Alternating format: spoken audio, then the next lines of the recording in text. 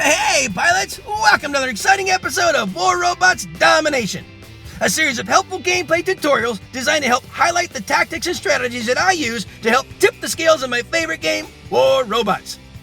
Each episode will feature a handful of battles along with helpful commentary that'll provide insight as to what I'm doing and why I'm doing it.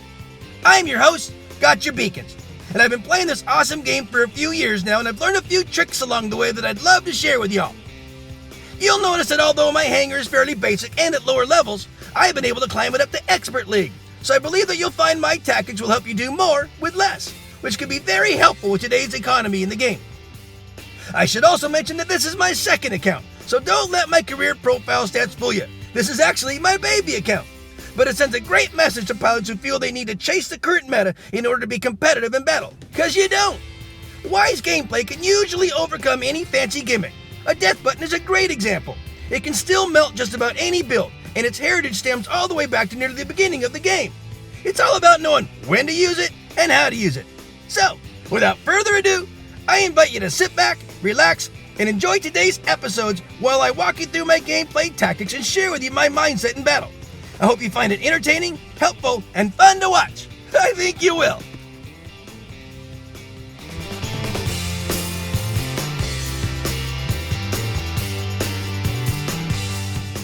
I'm going to call this battle Hidden Numbers, and I'll explain why as we go along here, guys. There's a lot of good lessons in here. Enjoy my friends in the background and Status as they play their awesome song, Theta. All right, guys, so we're in Dead City here. It's a good old map and a lot of structure and all. But you know what? I call it an open map deck, though, because from this Fury sweet spot here, I can guard 3 beacons. I can guard the one that I'm looking at right there. Obviously, I can have range in the bowl, and I can also shoot back toward our home spawn back on the far left over there. So as long as I can guard 3 beacons, I will put in my open map deck. And that's one with a Major Pain, my beautiful Zeus Fury, good range bot here, and he can support 3 beacons all at once. And when I say support, he can tag 3, reds going at any one of these 3 beacons. And as you know, beacons is my focus. I could care less about damage. I could care less about body count. I care more about winning. Winning on Beacon Rush, on Beacon Rush and Domination is all about beacon management, maintaining the beacons. Now that means you need to be able to take out the threats that are threatening those beacons. Well, this range bot certainly can do that. He can, zap, reds that are going near any one of those 3 beacons. There is definitely a nook where they can hide from me right there in the center, but as long as I'm not alone, which I'm not, I got mates on that are also surrounding the field, it works out pretty good. Now, I'm calling this battle Hidden Numbers. This game has numbers hidden throughout the battle. One of those numbers is the people at the top. The number of people are at the top on both sides. You can see a body count. There's a head count right there. Keep an eye on that. Make sure that you understand where your team is at, as far as, body count, head count, and how many people are on your team and how many people are on their team. It lets you know when you can be aggressive or not. Here's another hidden number. It's not really hidden so much, but the range. The range of your enemy and the range of their weaponry and the range of your weaponry all is part of the dealio. And you make sure that you're aware of that, guys. Another hidden number is yours. I have level 6 bots and level 9 weapons, that I have on this baby account.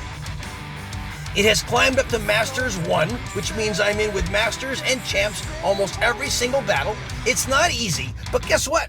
They don't know my numbers. They don't know anything about the equipment I bring to battle. They don't see my level. They don't see they only know that I'm in here for some reason, so I must be pretty dangerous. Well, I kind of am not that dangerous when it comes to firepower. So, but they don't know that. And so all they see is me in my head. They see me flying around and they go, well, there's a body. I got to go shoot after it. You know what?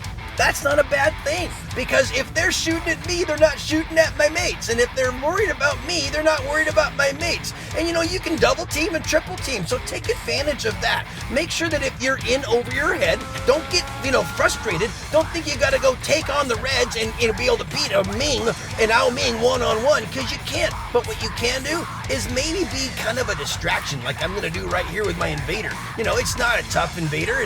I'm at very low levels, but look at this. I found a little cute angle here that I can kind of tick away at them, you know, and if, hey, look at that. There's 2 Mings that are pelting me right now, and it's not going to last long, but you know what? When they're shooting at me, they're not shooting at my mates. He's way back in his back field here, and in the meantime, my mates are running around and doing some damage and beaconing and everything else. So, you know, your hidden numbers are hidden all over the place. Be mindful of all those little stats. Look, it hardly did any damage. I only got 1 beacon, you know, but, you know, and I'm in with a bunch of whales on both sides. But, hey, I kept up, and I did maybe some things, some distractions and stuff that helped, you know, pull some attention away from my mates and allow my mates to have a little more of an advantage on the reds, and that all works out too.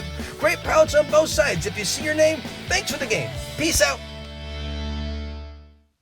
I'm going to call this battle Silent Killer. You're definitely going to want to watch this one, guys, if you enjoy my style of gameplay. All right, guys, enjoy my friends in the background and Status as they play their super cool song, November. I'll put a link to their website on the description of this episode. All right, guys, so this is Power Plant. We're doing Domination here. I got the closed map deck in here. This is Frick. He's my Death Button Raven. That double jump allows him to kind of go and grab 1 beacon and then see what else he can do here. Got up above here, and now we got an AJ landing. Let's go ahead and take him out. You know, it's a Death Button, guys. Death Button is no joke. I don't care what meta, what year, it don't matter. Death Buttons are Death Buttons. One salvo will just about mash out just about anyone. That's a good build above there that's taking me down. That's a Vortex Spectre. Got one in one of my other accounts. It's a great bot. I downed it 2 little bananas, and they're only level 9, so it's not going to do too much here. But let me see if I can go ahead and at least chunk this guy down a little bit before I get, my little last headache there. All right, so this is Sir Nightmare. He's a Nightingale. I got them for free. I filled out a questionnaire, and that Pixonic put on one of their game fan page websites, and filled out the questionnaire, answered a couple questions. They asked me what kind of bot I'd like, and I picked a Nightingale, and I did the questionnaire twice. Ended up with 2 Nightingales. So I'm gonna have one in this hangar and one in my other hangar. And you know what? There's never a bad hangar to have a Nightingale. You know, he does the healing, and he also, you know, obviously is pretty durable. He's not powerful, but you know, he does a pretty good job, and he can have pretty good games. This is Mjolnir. He's my Phantom that I built. Got a Scourge and some rhymes on him.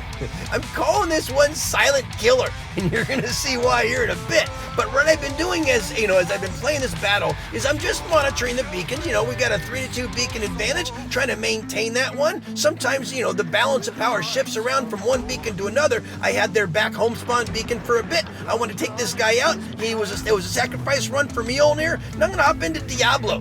He is my Silent Killer. Now, when I say I'm a Silent Killer, I play to win, guys. To me, it's all about managing the beacons, keeping the beacons blue. And you know, if you can do it well, you're gonna win the battles. You know, you don't have to kill a single bot in order to win these battles if you can maintain a beacon advantage. And I saw that this Titan Arthur on the red side was getting ready to step out. He didn't, so I just go ahead and left the scene. Don't need to get the hot fit to burn me down, but look at this. See, when I'm in stealth, guys, people don't see me in the peripheral. You know, that little arrow that you see go around the rim of the screen tells you if someone's behind you or not. They don't see that when I'm in stealth. So it allows me to tippy-toe right behind and be a little silent killer. Not so much a killer. How about just a beacon killer? I kill beacons on a regular basis. Look at this. He doesn't see me. He's all facing where my guys are. He's looking to get out of the way of that Ming of ours, and he's worried about dying. So I am going to go right behind him and cap this one blue. That gives us a nice advantage, and we're getting close to the time warp. Now, I'm going to endure a hot foot if he even sends me one, but he's not. Why? Because he doesn't see me. And I'm going to go ahead and let this guy land and chunk him down, and he's going to shoot at me, but it doesn't really matter because the game is over. You know, I was a little silent killer there. Silent killer of beacon. So put me in second place because the honor points do award, you know, good beacon capping. And remember, guys, I am in with the champions and masters on a regular basis now because of where my account has climbed up to. But that doesn't slow me down. It doesn't mean I can't be formidable in battle. It just means that I have to approach it with a beacon mindedness. And that's how you guys do it. If you see your name, thanks for the game. Peace out. I'm going to call this battle Steady Rush. And you'll explain why as we go along here, guys. Enjoy my friends in the background and Status as they play their awesome song, War. Perfect for this battle. All right, guys. So we're in this episode's Beacon Rush battle, and I do Beacon Rush. That's right, the one way. Always rush in toward the center and grab that neutral beacon. This one in Dead City, it's the center beacon. I go in there with Frick, my double jump. Beautiful double jump Raven there, Death Button Raven. He does the double jump, gets in the center before anyone else can get there, and usually I can hold my own. Well, unfortunately though, I didn't have enough backup there, and I had way too many reds challenging me, and I really couldn't do much with it. So my next out is I went in with Diablo here, and as you saw, I actually even tried to do with Sir Nightmare, because he was able to, go into stealth and hold that position. Oh, someone's going for a back, and I wanted to try to eject and try to move right in over there, but unfortunately I didn't do it in time. We got a couple of reds over there, so I'm gonna go back here and basically help mind the this beacon. This is so important, guys. When you are doing Beacon Rush, you have to have a steady rush toward their home spawn area, but you can't let anyone back in your flanks behind you like this one here, because that is such a pivotal. You don't want them spawning in your backyard. So we got that one contained. Now it's a matter of going back in again, pressing this forward toward their home spawn area. We had someone that got their back door, but he was by himself. They went back there and were able to re-liberate it. So I'm just gonna troll these guys. This is a sacrifice run on the part of Diablo, but it doesn't really matter as long as they're all grouped up there. That's better, and having them contained, and that's what you're trying to do, is have kind of a containment zone. I kept trying to charge into my R30, wasn't quite there yet. So now we have someone coming back to our side home beacon. Can't let that one go. So I put in my my next bot. He's not hugely durable. This is Mjolnir. Right now what I'm trying to do is just kind of see how the beacon bar is counting down. I'm trying to kind of let that happen. So what you want to do when you're in that situation is keep pressing forward, keep this steady rush going on in their face. Get in their grill and don't let them breathe. Keep the constant pressure up. Yes, you're going to sacrifice a few bots that way, but it is absolutely worth it, because as you're doing that, yes, you're burning through bots, but you're also burning through theirs too. I've been kind of a one-on-one, one versus one all the way through here. Even though I'm in level 6 bots, even though I have level 9 weapons, and I'm in with champions right now, these guys are twice as powerful as I am. It doesn't change the pace that you must set in order for this to win, because I'm not doing this all by myself. I'm not rushing into them by myself. I've got backup right next to me, and as long as you're keeping them contained by pressing into them, you're going to have more green banners. Look at me with all my tiny little less than 500,000 damage there, and it's not because it was because I just kept pressing forward. It was a little reckless, but this reckless pressure, steady rush does work on Beacon Rush, not on Domination, but on Beacon Rush. That's the way you want to do it, guys. Have that steady forward tempo there. Great pilots on both sides. If you see your name, thanks for the game. Peace out.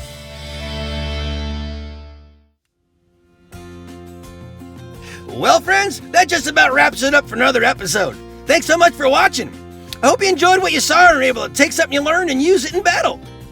I add content to my YouTube channel on a regular basis, so if you like what you see, please tap on the subscription button and then tap the bell to be notified when new episodes are released. Or just click on an old episode and maybe catch another tip that'll help you up your game. Also, Discord is a great way to connect with other amazing pilots, keep up on the latest news, and learn more ways to improve your gaming experience. Without question, one of the best Discord servers out there is War Robots Master Pilots. Managed by some of the best pilots in the game today, it features a robust list of informational, tutorial, and informative channels to cover anything and everything related to this awesome game. So definitely take a moment to click on the link in the description of this episode and check them out. Finally, my goal is to provide you all with entertaining and helpful information that'll help reduce the frustration and increase the fun. So if you feel these videos are helping you, please share them with a friend, someone you think might benefit from them. Well, that's about it for today, guys. As always, keep them blue out there, and I hope to see you on the battlefield. Just make sure you're having fun, because if you're not, you're doing it wrong.